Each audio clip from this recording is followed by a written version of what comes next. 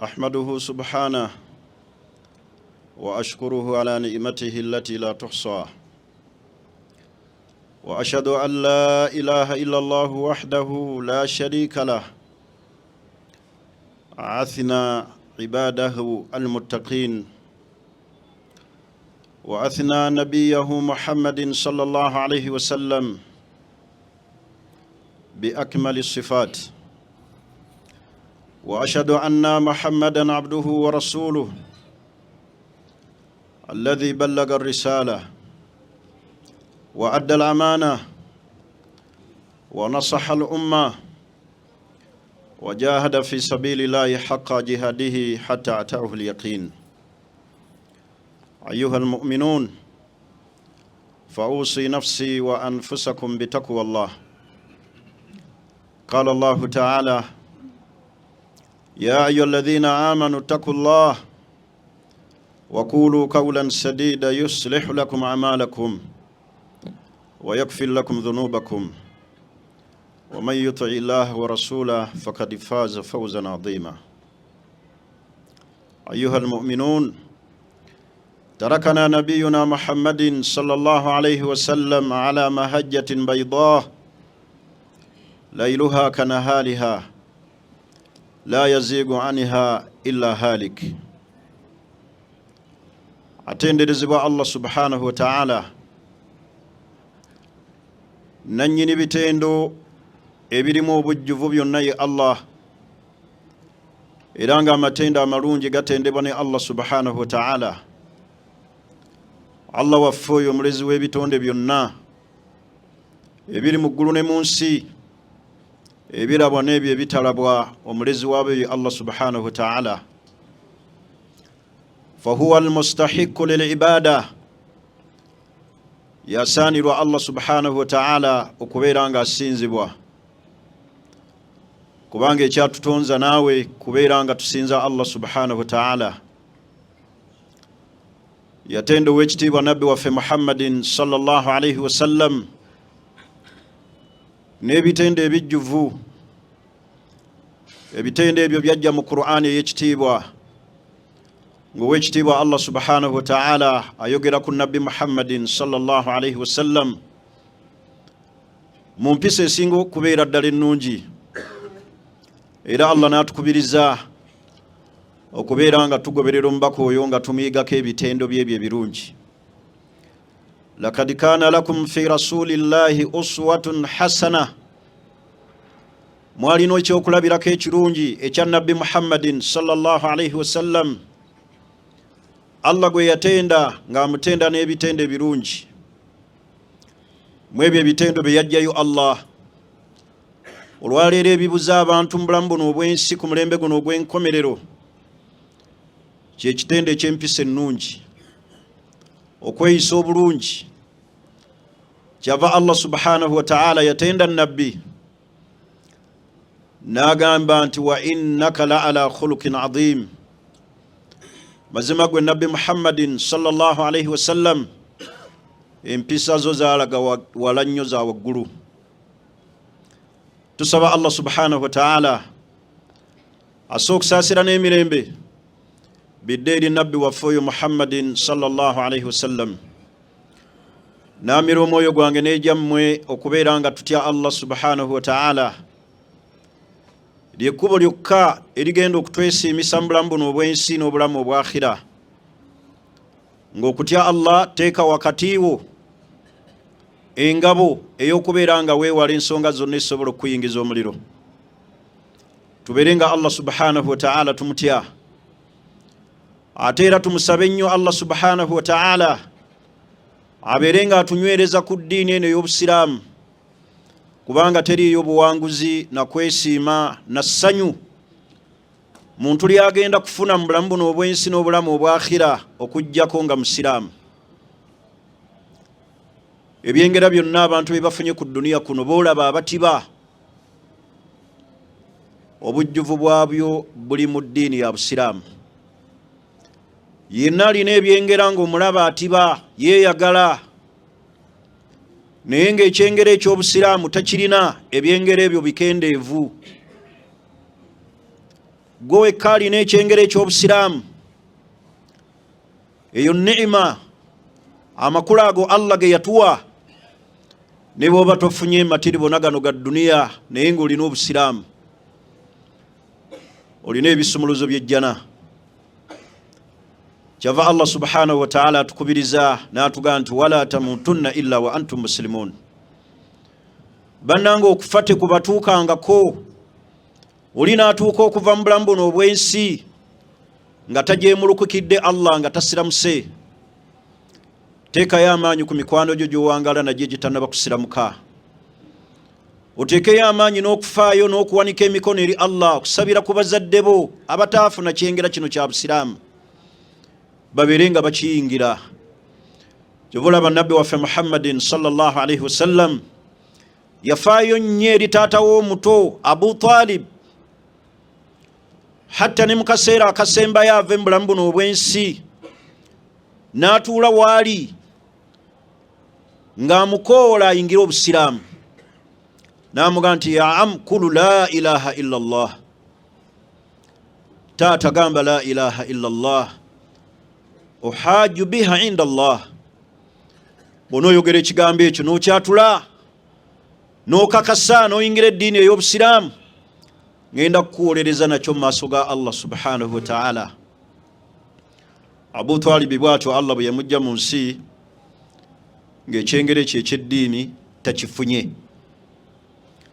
Kitegeeza ekyengera kino eky'eddiini ey'obusiraamu kyekyengera ekinene ekisinga ebyengera byonna by'olaba mu duniya bye wali olowoozezzaako ne by'otalowoozanga nako.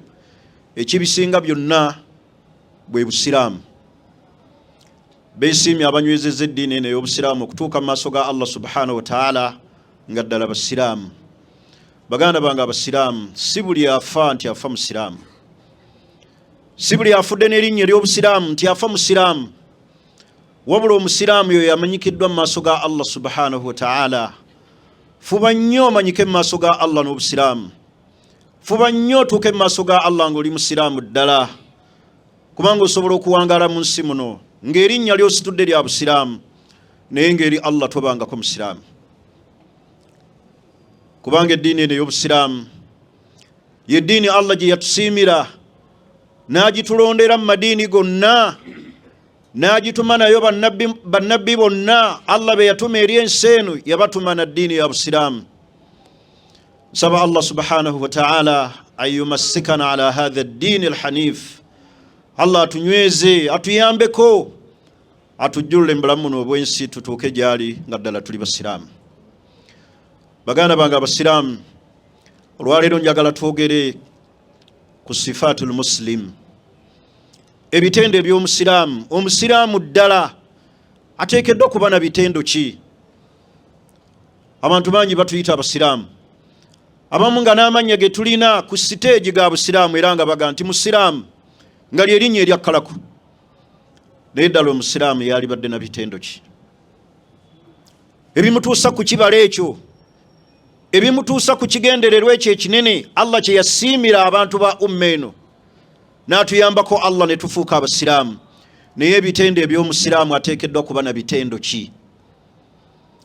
Ekitendo ekisookera ddala salamatul aqida, kwe kubeera nga enzikiriza y'omusiraamu ayitibwa nti ddala musiraamu, aqida y'enzikiriza ye ddala ntuufu, ala almanhaji sahih, ng'etambulira ku system, ku programu entuufu ddala Allah gye yassa mu Qur'ani ne sunna za Nabbi Muhammadin sallallahu alaihi wasallam. Yenna alina enzikiriza nga musiraamu, ekyo ekitendo kikulu. Ekyokuyita erinnya ery'obusiraamu si kye kikulu. Ekyokubeera nga oyambadde enkofiira eziwera si kye kikulu, wabula ekikulu salamatul aqida, enzikiriza yo mu Allah. Omuntu asobola okutoola shahada ng'avudde mu famire ey'abantu abatali basiraamu, n'asiramuka, oba awasiza mukyala n'asiramuka. Naye bw'atuuka okuva mu bulamu buno obw'ensi, famire esobola okumukayanira n'egamba omwana waffe tasiramukangako, tabeerangako musiraamu, era ne bamuziika mu keesi ne baleeta ne bapasita ne bamusabira bafaaza. Ekyo kye baba bakoze si kye kikulu, era ekyo tekimuggyako obusiraamu bwe. Obusiraamu salamatul aqida, obutuufu bw'enzikiriza, wakkiriza watya Allah. Kyekigambo kyewayatula noga nti ashhadu an la ilaha illa Allah wa anna Muhammada rasulullah sadikan min qalbika. Senga okakasa ekigambo ekyo n'okyatula nga kiviira ddala ku ntobe ey'omutima, n'obeera ng'oyingidde obusiraamu, famire ne bweneekaayana, ne banaakuziika mu keesi, ne banaleeta omusaalaba, ne bateeka kaburi, naye nga waffe oli musiraamu, ekyo terina kye kikyusa. Omusiraamu yenna mu bitendo byo lulunkana nnyo obeere ne aqida entuufu mu Allah. Aqida eyo entuufu erina okubeera nga erina masdaru bbiri, ebikolo bibiri kweva. Ekikolo ekisookera ddala al-Qur'ani al-Karim, kye kitabo kya Allah Qur'ani ey'ekitiibwa ekirambika enzikiriza y'omusiraamu. Wa'budullah wala tushiriku bihi shay'an. Aqida etulambika nti abasiraamu balina kusinza Allah. Omusiraamu mu bitendo bye asinza Allah, tasinza bibumbe, tasinza ntaana, tasinza miti, tasinza bantu, tasinza bamalayika wadde okusinza omuliro. Wa'budullah wala tushiriku bihi shay'an. Omusiraamu ddala mu bitendo asinza Allah mbwomu n'atasinza kirala. Masdaru ey'okubiri omuteekeddwa okuva enzikiriza y'omusiraamu ddala ayitibwa nti musiraamu mu bitendo bye as-sunnatu as-sahiha, yenjigiriza ya Nabbi Muhammadin sallallahu alayhi wasallama, oba hadithi entuufu ddala ezirambika nabbi bwe yeeyisanga, ezirambika ebigambo bya nabbi, ezirambika ebikolwa bya nabbi, nabbi engeri gye yeyawulamu Allah. Yobulaba yava ku bantu be ng'ali Makka, n'agendanga mu mpuku ne yeeyawula asinze Allah, era eyo obubaka gye bwamusanga, Allah n'agamba nti iqra bismi rabbika alladhi khalaq.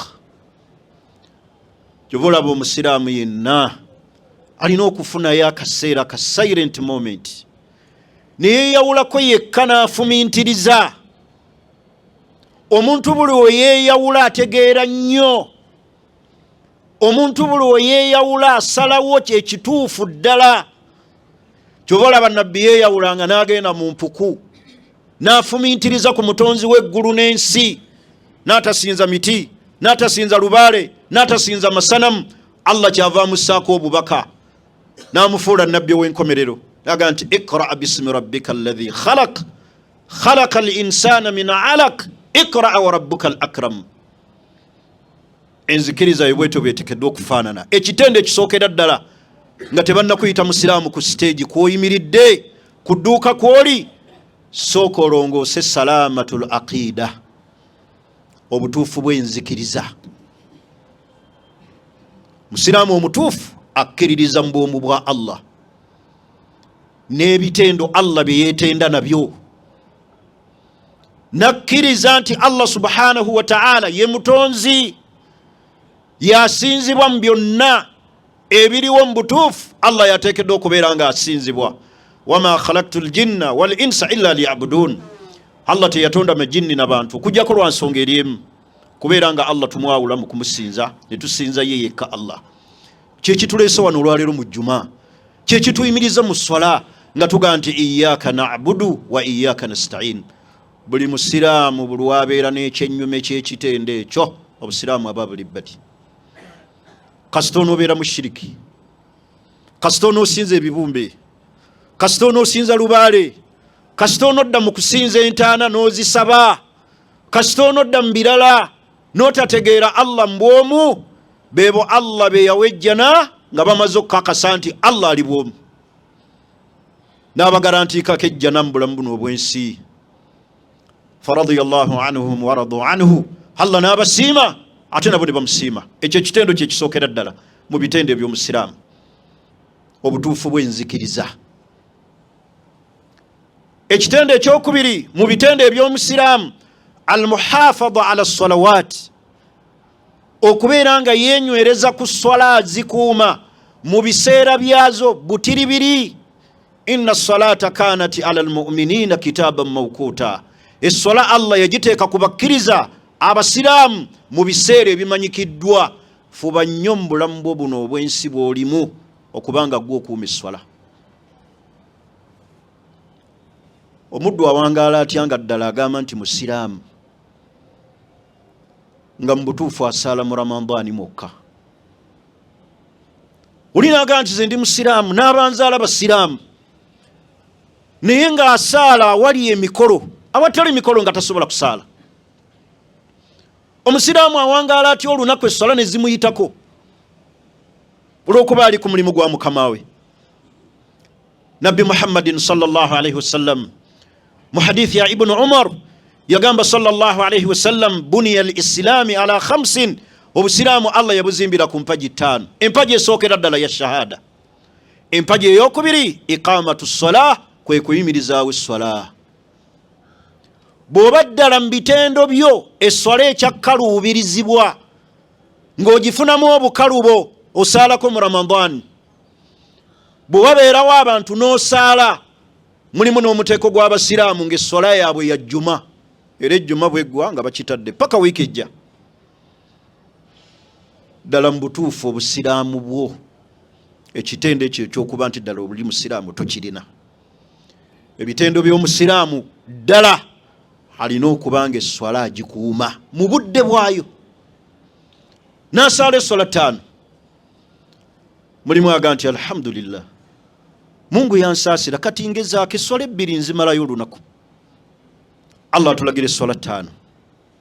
Kyovula bannabbi waffe Muhammadin sallallahu alaihi wasallam ng'ava mu bulamu buno obwensi, mu bimu ku bigambo bye yasemba okwogerayo eri umma, yalaajanira abantu ba umma ng'abalaajanira n'agamba nti ummati ummati as-salah as-salah wa ma malakat aymanukum. Abantu ba umma yange sikyalinayo budde, sikyawangala kisukka wano, naye essola bannange, umma essola, abakyala essola, abasajja essola, bali ku mirimu essola. Nabbi n'atuuka n'ogamba nti wama malakati aymanukum, n'egyo emikono gyammwe, abantu bwe mulinako obuyinza bwe mufuga, mubalaajanire, mubateekeko amaanyi, teekayo bidi okulaba nga basaala. Ayitibwa ate ddala nti ddala musiraamu, alina ekitende eky'obusiraamu nga gwawangaala naye gwagulira emmere ng'obulabirizi bwo Allah yabuteeka mu nsingo yo, n'omuwa ebyo byonna nga tasaala, n'ogamba nti nze ndi musiraamu. Mu bitende eby'omusiraamu alina okubeera nga esswala agikuuma, agiwa ekitiibwa, agivaluwinga, temuyitako takkiriza muyitako. Bameka abalagajjalira esswala eya subuhi netuyitako, abamu ne bagisaalira mu budde obusaaliramu salatu duha, naye ng'ali mu bikunta, bwe yeekyusa, bw'atunula ku ssaawa, wawulira amawulire, asooka ayagala aveeyo asaale. Obukulu obwo bwokka ebesswala eyo ey'okumakya, Nabbi sallallahu alaihi wasallam gyayogerako n'agamba nti man salla subhi fahuwa fi dhimmatillah, yenna ayimirizaawo subuhi n'agisaala mu jjama nga musajja, fahuwa fi dhimmatillah, abeera mu bukuumi bwa Allah. Lumu Nabbi bwe yalengera omusajja nga esswala eya subuhi emuyiseeko ng'enjuba emaze okuvaayo, yagamba nti dhaaka rajulu kad baala shaitaani fi udhunayhi, omusajja oyo gwe mulengera sitaani yamufuse mu matu. Baganda bange omusiraamu mu bitendo byo kubeera nga esswala ogikuuma butiribiri, n'abo emikono gyo begifuga boolabirira, teekayo nnyo amaanyi okulaba nga basaala. Abaana betulina esswala, abakyala betulabirira esswala, abakyala abantu bemuwangaala nabo esswala. Bannange ekigambo ky'esswala kyalaga wala, kyalinyisa Nabbi waffe Muhammadin sallallahu alaihi wasallam mu lugendo lwa Isra ne Mi'raj. Allah n'amutwala kumukwasa message ya swala, gano gonna amateeka ge mulaba agasigadde gamukkako ku nsi kuno. Naye bwe kyatuuka ku swala, Allah yagimukwatisa waggulu eyo olw'obukulu bw'ensonga. senga abantu babeera n'omukulembeze waabwe mu nsi ng'ebiragiro byawa ajja ku TV n'alagira prime minister gamba abantu teeka kino mu nkola, oba n'alagira owa poliisi naye kwolwo n'alagira owa poliisi oba n'alagira prime minister agende mu state house abeeko ebiragiro byamukwasa maaso ku maaso. Message yetwalibwa nti nkulu. Ebyo nno bya ku nsi naye swala Allah subhanahu wa ta'ala bwe yali agikwasa ow'ekitiibwa nabbi waffe Muhammadin sallallahu alayhi wasallam, Allah yayita nabbi mu lugendo. Allah lwanyumyako mu Qur'ani y'ekitiibwa mu suratul Isra, subhana alladhi asra bi'abdihi laylan min almasjid alharam ila almasjid alaqsa alladhi barakna hawla. Nemwaga amateeka Allah ge yamuwa mwe mwali swala. Omusiraamu ddala mu bitendo byo valuing ekigambo ky'eswala, gitwalenga kikulu. Naye abamu obutavaluinga swala kyovula abasooka ne balaba emipiira gyabwe abawagira zi ttiimu, n'amala okulinda ttiimu ye bagikubye oba ekubye n'asooka ayimirizaawo eswala, naye bagongerayo ne gugenda mu 9 amala gumaliriza asooka ayimirizeewo eswala. Bameka olwaleero abavubuka ng'obalaba babuze emizikiti olw'okuba ettiimu ye bagitaddeyo mu kaseera akamagaribi, wallahi n'atalabika mu masigiti, n'agenda n'atunuulira omupiira n'agulaba. Kitegeeza omuntu oyo tannaba kuyingira mu valu ya swala. Omusiraamu yenna alina okutwala eswala nga kikulu. Mutunulire abaali bajjajjaffe be muyita abaali abajunguti, abatakkirizanga kutambula ngendo safaari okujjako nga zinzimia mu bagenda okufunira wuzu bazitadde mu bikapu byabwe. Naye olwaleero osanga omusiraamu alina olugendo, alina gy'alaga, naye nga purogulaamu y'eswala tagirina mu bulamu bwe. Mu bitende eby'omusiraamu almuhafadha ala swala kwe kubeera nga yeekwata ku swala n'azikuuma mu budde bwazo, n'azivaluwinga n'okulaba nga eswala temuyitako buli kiseera ye yakuuma eswala.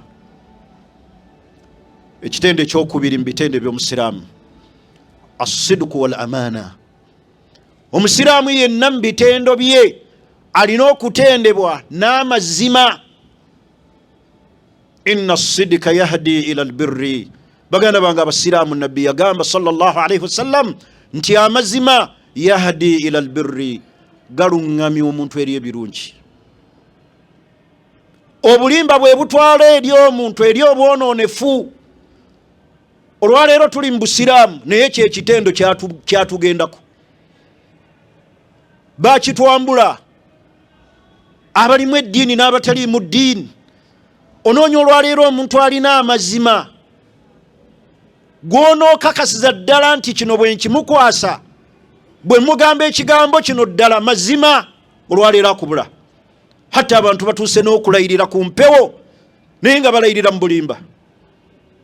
Naye mu bitendo by'omusiraamu as-sidq kwe kubeera n'amazima. Wattakullah wa kunu ma'a as-sadiqin. Allah tugamba nti mutye Allah, mubeere n'abo aboogera amazima, abaakakasa nti la ilaha illallah ne banyweza amazima. Mutunulire nabbi amazima ge yalina sallallahu alayhi wasallam, wa huwa fi Makka yaishu baina al-kuffar.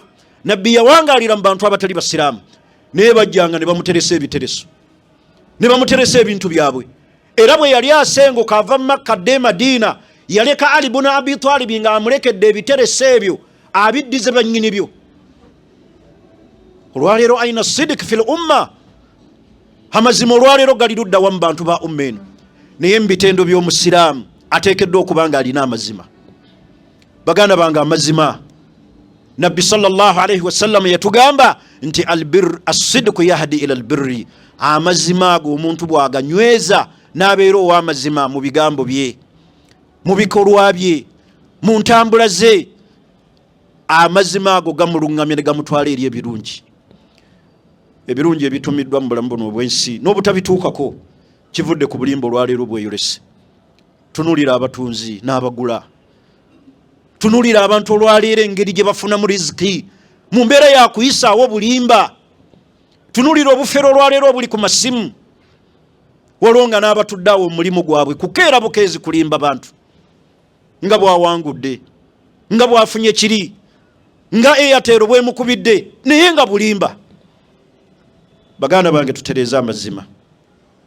Amazima mbakyala abasajja bammwe okubeera nga babeesiga nga ne bw'aba atambudde akakasa nti mukyala wange ali waka, nga naawe omwami gy'otambulidde nga naawe mukyala we akakasa nti Haji gyali ali safe. Naye buli kiseera olwaleero embeera gye tuliko, omulembe guno ogutwambudde ekitende ekyo eky'amazima, buli omu takakasa munne. Ankakasa oba wooli oli safe, kakasa oba wooli oli mu kifo kituufu, nkubira ku video call ndage. Awo we tutuuse okulaba nga n'abantu betuwangaala nabo tetukyabeesiga, ng'omwana takyesiga taata, nga taata takyesiga mwana. Bameka olwaleero bataata abasobya ne ku baana, ng'omukyala tasobola kulekera taata wa mwana oyo atambule naye ng'akimanyi ayinza omusobyako. Baganda bange amazima mu bitende eby'omusiraamu kuba na mazima, nyweza amazima. Amazima tegamenya. Beera n'amazima mu bigambo, beera n'amazima mu bikolwa byo, kubanga ekyo kitendo kikulu mu bitendo by'omusiraamu. Aqulu qawli hadha wa astaghfirullah li wa lakum wa li jami'il muslimina wal muslimat min kulli dhanbin fastaghfiruhu wa tubu ilayhi innahu huwal barru wa huwa tawwabul karim.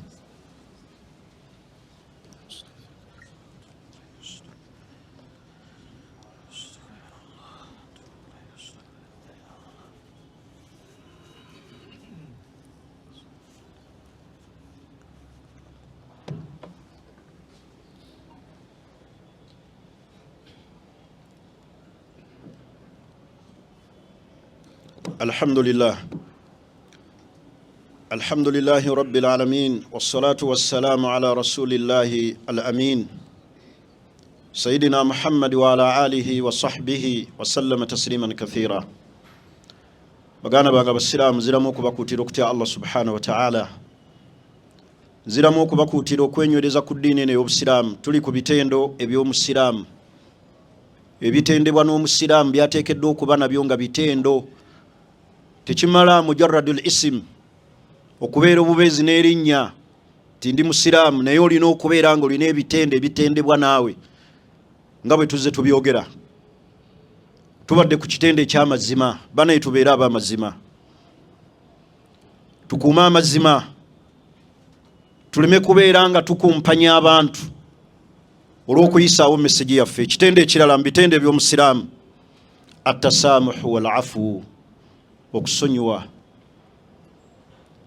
Mu bitendo by'omusiraamu, omusiraamu alina okuba nga asonyiwa. Baganda bange nabbi bamuyisa bubi e Makka,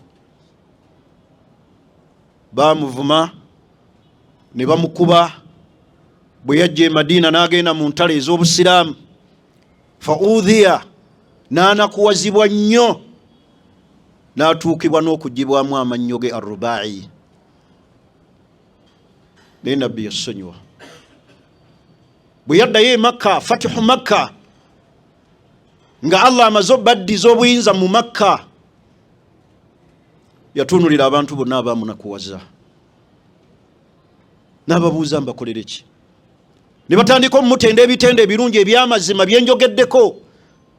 Naye nabbi yasonyiwa, n'abaga nti idhhabu fa antum tulaqa. Buli yenna yamunakuwaze n'abaga nti mugende fa antum tulaqa, muli baddembe. Omuntu abeera mu famire ne muganda we ne bazoganya, aga sijja kusonyiwa paka ku akhira. Kiki kye baali bakoze ekinene ekyo ekikutuusa ku ddaala ery'obutasonyiwa? Olina abeera ne muganda we nga maama y'omu ne taata, naye nga aganya omusonyiwa. Omusiraamu yenna alina okubeera n'okusonyiwa. Wa antaafu aqrabu littaqwa, bwe munaasonyiwa kigenda kubasembeza okumpi ennyo n'okutya Allah. Sonyiwa. Oli abeera n'omukyala naga sijja kukusonyiwa paka ku akhira, ne batunka. Oba omukyala natunka n'omwami naga sijja kukusonyiwa. Banaye tusonyiwe. Abantu abamu batuuse ne ku level obutasonyiwa baana baabwe, n'atuuka n'oggoyo omwana muzaalukuse. Ani yaga nti bazaalukuka batyo? Naye ng'oluusi ekimugambisa nti nkuzaalukuse n'akolima, n'ayogera ebigambo ebinene, kubeera nga yasabye omwana akakadde. Omwana n'amugaa nti taata sirina. muzeyi ne yekyanga abaana tebakyanyamba tebakyanfaako nabazaala kufunamu bafa ku maama waabwe yekka maama waabwe ampisa bubi naliwooyo hakki endala naye omwana nnyo myaka kadde takyali mwana wange oyo muzaalukuse ne mukiraamo toliimu oluusi byokulima biddira ggwe banye tusonyiwe abantu ba famire buli omu asonyiwe munne gye tugenda mu maaso ga Allah birala gye tugenda mu maaso ga Allah bizibu naye okusonyiwa Abubakari yasonyiwa omukyala eyeetaba mu lutalo olwali lwonoona muwala we amakaage gaffe nabbi Abubakari n'amutegeera nti omukyala ono Ummu Mistah y'omu ku batambuza akadingidi okulaba nga ayonoona omwana wange ekitiibwa kye kife mu maaso ga nabbi naye Abubakari yasonyiwa Allah n'amussaako aya namba aga nti ala tuhibbuna yaghfira Allahu lakum mutemwagala Allah kubasonyiwa Abubakari yawulira etteeka yaga nti kadi afawtu kyava Allah yaga nti waliyafu waliyasfahu basonyiwe wamala okusonyiwa ate kye basonyiye bakyejjeko ku mitima naye omuntu abeera ne muganda we nga tebasonyiwagana olwaleero byebizibu byemulaba ebitweŋŋanzeeko mu famire bantu butaagala kusonyiwa bannaabwe ku buntuntu obutonotono olinajja aze kusaba ku muganda we amuyambe kapita egende mu maaso muganda ye n'amugamba sirina olutalo ne lutandikira awo tatuyamba yalina ssente ne batandikirawo olutalo baganda bange okusonyiwaŋŋana mu bitendo by'omusiraamu omusiraamu asonyiwa tubeere nga tusonyiwa ekitendo ekiddirira ekisembayo al ithar bannayo okwerekereza omusiraamu yerekereza ekyo kitendo kirungi mu bitendo Allah be yatenda nabyo basahaba abaava e Makka ne basanga bannaabwe e Madiina abaali e Madiina beerekereza bye baali balinako obwagazi ne babiwa bannaabwe kyava Allah yabatenda naga nti wayuthiruna ala anfusihim walau kana bihim khasasa beerekereza bye baali balinako okwagala ku mitima ne babiwa bannaabwe bane tubeera abantu abeerekereza osanga omuntu nga teyeerekereza buli kiseera tayagala kumanya nebeera omuntu ayerekereza ayagaliza banne ebirungi oli attunka n'omukyala nga tayagalira ddala amuyiteko amusinze ekirungi nabbinkanya naye buli kalungi n'akamujjako abantu batuuka ne mukwawukana ng'oli teyeerekereza marriage ekutuseewo naye nga tebeerekereza buli konna ke nakugulira kateeke wano n'amujjako jalebibu n'amujjako abaya zonna n'azikumako omuliro gwateerekereza wabaaki waliwo omusajja omu namulaba n'amaaso gange yawa mutabani we ennyumba mu mukwano wakati w'otaata n'omwana taata n'akwata ennyumba n'agiwa omutabani ne bafuna obutakkaanya mu maaso eyo muzeeyi n'aleeta bawannyondo n'abagaba balinnye waggulu bagibambuleko amabaati yonna ne bagikoonawo nagana ennyumba gye nakuwa ngikugjeeko lwaki tetwerekereza ekitutuusa ku ddaala eryo kiki ofa ki n'ensi gwaterekereza ogenda kgenda naki mu maaso ga Allah weerekereze niyo ogenda okulaba abantu battunka n'agazaabika emipiira bane tubeere abantu abeerekereza obulamu bw'ensi bwakwerekereza kyova bwe muneerekereza n'ennyombo mu famire zijja kendeera bwe muneerekereza n'ennyombo mu marriage zijja kuvaawo kwerekereza naye abantu obuteerekereza kyova olaba n'ebino byonna bimulaba byonna eby'obusiraamu ebirwo kiseera ebitaggwa ebitutemyetemyemu abakulembeze b'obusiraamu abaliwo ne batugabana tulinga kati abaafuuka ebibiina by'ebyobufuzi buteerekereza senga abantu babeera n'ekitendo ekyo ekya al ithar mutunulire abantu abaali e Yarmuk mu lutalo olwali oluzibu nga basahaba beetaaga amazzi ebiwundu bapookya n'ebiwundu ennyonta ebatta mu kasana perekekya ne babaleetera amazzi naye buli gwe baaleeteranga baali abantu 6 nga buli omu agamba nti twalira munnanga alabika yali obubi nga buli gwe batwaliraga atwalira munnange yali obubi, buli gwe batwaliraga nti munnange oli yatawa, naye nga buli omu ayiriitira paka we baggwayo mukaaga nga buli omu ayagaliza munne, bagenda okudda kwasooka gye batandikidde nga Allah agenza abajjulula. Ani ayinza okutuuka ku ekyo ku bantu b'omulembe guno? Abantu baganye n'okwerekereza ku baana baabwe, abantu baganye okwerekereza ku b'eŋŋanda zaabwe. Baneetwerekereze, ekyo kitendo mu bitendo by'omusiraamu by'oteekeddwa okuba nabyo ng'olinamu okwerekereza, ensi esobole okutambula n'obulamu bwo busobole okugenda mu maaso, weerekereze. Nsaba Allah subhanahu wa ta'ala atufuule abasiraamu abannamaddala.